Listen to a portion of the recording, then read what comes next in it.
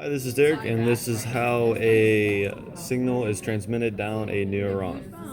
Alright, so it begins with a stimulus causes a G protein response, which then causes a sensory neuron to release a ligand.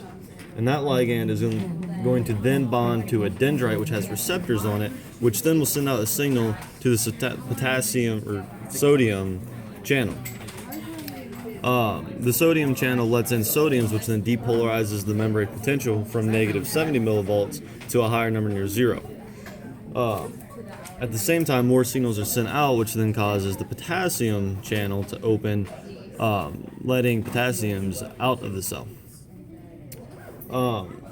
Once the membrane potential reaches an action potential, this will actually cause the calcium gate to open, releasing calcium ions into the axon.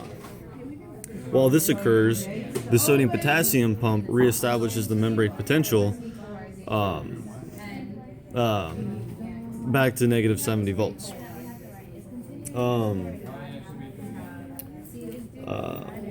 So as the calcium ions move in, they actually bond to a calcium receptor on the snap.